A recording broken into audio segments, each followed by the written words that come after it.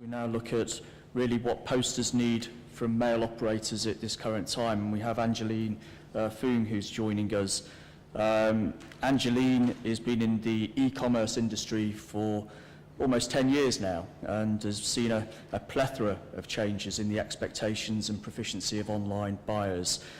From building customer loyalty in the airline industry to promoting self-service postage capabilities in the B2C market, Angeline brings an understanding of the ever-increasing demands of the marketplace and its subsequent impact on suppliers and mail operators.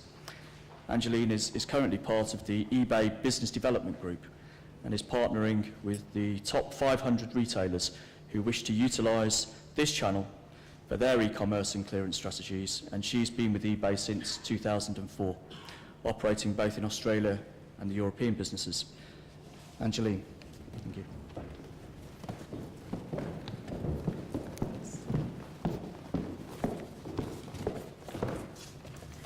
Thanks for the introduction, Mark, and good morning, everyone. As you can hear from my background, my opinions are very much going to come from the viewpoint of an online retailer. In my current role, I've been privileged to work with a range of retailers, from top 100 to sole traders. And it's their feedback which are going to be the basis of a lot of my comments today. You know, it's a big ask telling you what posters need at this point in time, and in less than 15 minutes, but let me see what I can do. You know, I was thinking about this talk, and it'd be so easy for me to sit here and just throw out a whole bunch of buzzwords like innovation, technology, and efficiency. But you know, I think it's going to be a lot more useful if I share my opinions on what the market is doing at the moment and use that as a basis to share 3 things which I think mail operators can do to help posters at this point of time.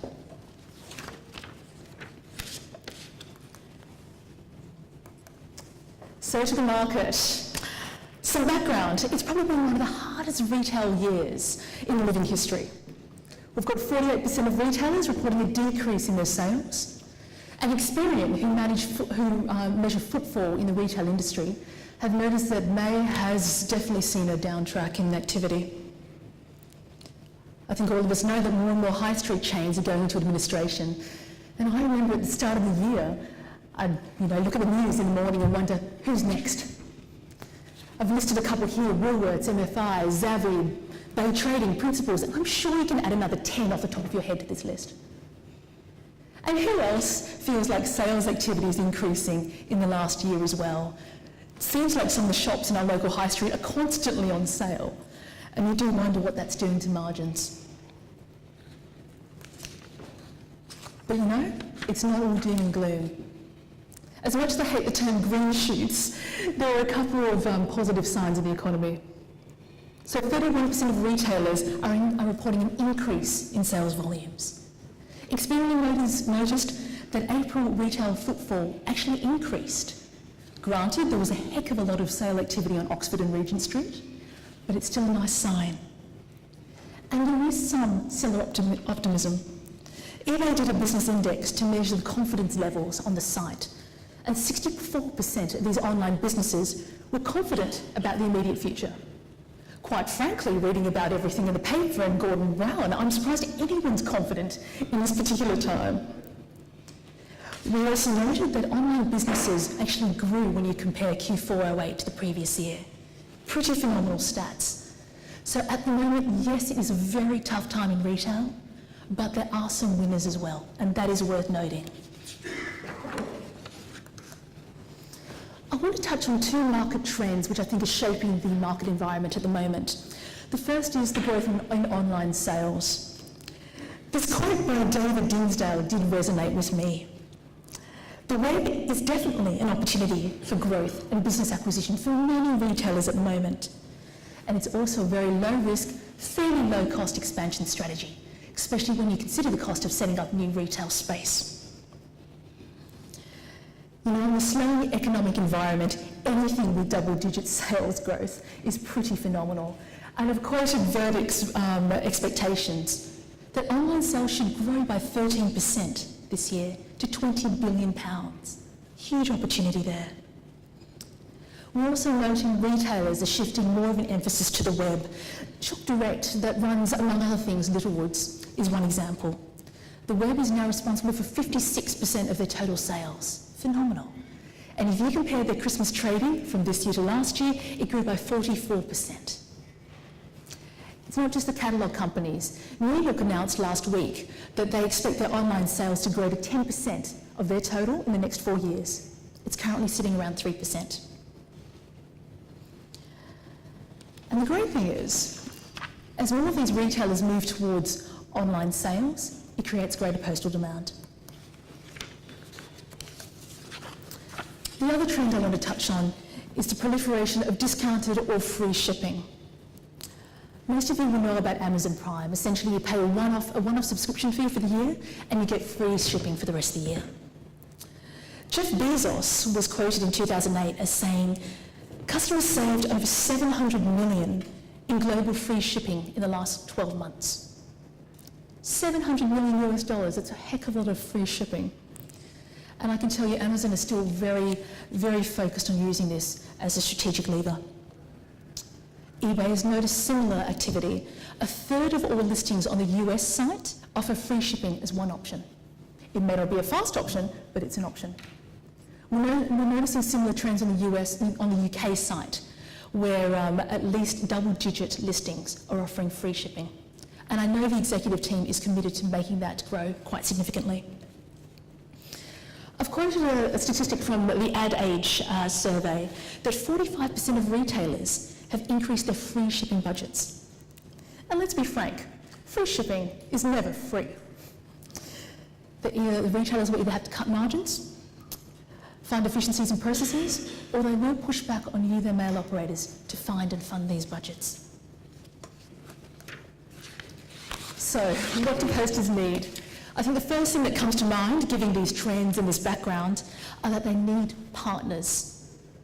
Yes, it is a tough time in the industry, but what we are noticing when we go in and talk to retailers is that now more so than ever, they are willing to change processes, try new business opportunities, or justify change. Let's take Argos, for example. For many years, the business model has been pick up from store, or at best, go and get home delivery. For the first time, they are taking a mobile store to the Isle of Wight festival. Get your gumboots ready. They'll be selling in a 60-foot trailer barbecues, camping equipment, and festival paraphernalia. It's a total shift in business model, and it gives a good example of how large businesses are willing to change and flex in this time. Can I ask, is anyone involved in the growth of private sale websites? Not as yet. Essentially, they're sites such as Brand Alley or Vente Privé, and you sign up to be part of an exclusive club. To be frank, you don't have to do much, you just have to register. And you get advised of discounted luxury designer goods. The ladies in this room, you might want to take note because it's become very popular in the office back at home. The point is, stock that was originally being cleared via outlet stores or in retail stores is now being cleared on the web, generating postal demand. I have to admit, the growth in these sale websites are a lot stronger in the US, Germany and France, but it's definitely something we're watching in the UK. The last thing I wanted to point out is we are seeing a move of B2C companies to the B2C market, sorry, B2B companies to the B2C market in search of higher margins. I talk to my US and German colleagues a lot, and they're helping large retailers do this. And you can imagine it's a huge investment in staff and training, but companies are willing to try this in search of higher margins. What is my point? These companies need partners. They need partners to find efficiencies in their businesses so they can fund free or discounted shipping. They need partners to help them navigate the new world of B2C. And quite frankly, if you can identify process changes in what you're doing or what they're doing that were almost unheard of before, now's the time those changes may be able to get signed off if it can result in a saving. So my question to you is, how much do you know about your client strategies? And how can you input into them, as opposed to just being an expense line on the spreadsheet? Second thing I think posters need at this time, thought leadership. I know this applies more to small and medium businesses. Quite frankly, most of the large retailers have their own strategic planning units. But businesses that have significant turnover but don't have the resource, market knowledge or research opportunities that you have will benefit from your thought leadership. 2 examples. I now belong to a Love Film household. Can I just ask, who has Love Film at home? Okay, so there's a couple in the room. And I love this example because if it wasn't for the postal industry, this business model would not exist. Essentially, it's like a virtual video rental store. You get DVDs sent to your house and you send it back whenever you're finished. There's no late fees, there's no postage fees, and you never have to put up with some teenager in the video rental store ever again. Love Film didn't exist a couple of years ago. It now has 1 million members and it's growing strong. So this is the thing. This business model did not exist at the start of this decade.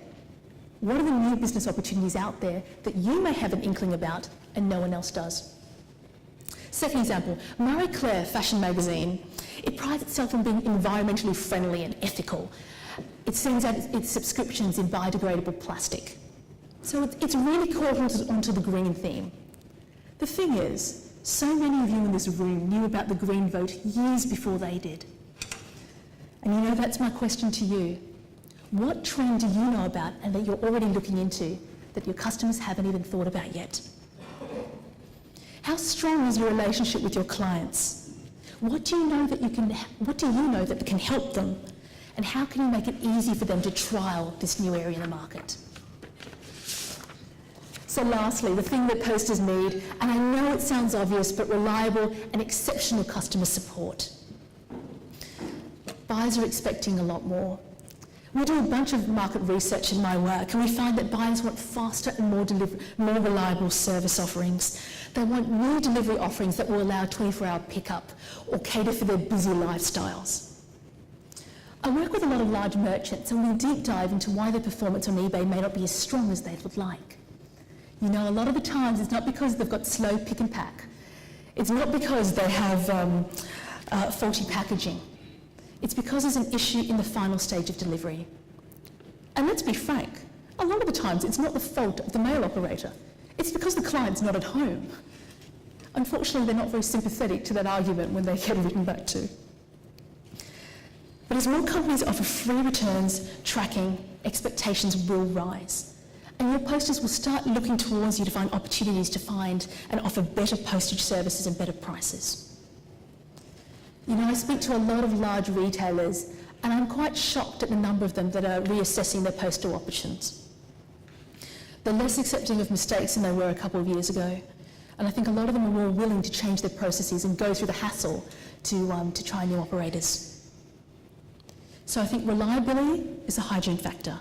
Additional services will be how you differentiate yourselves.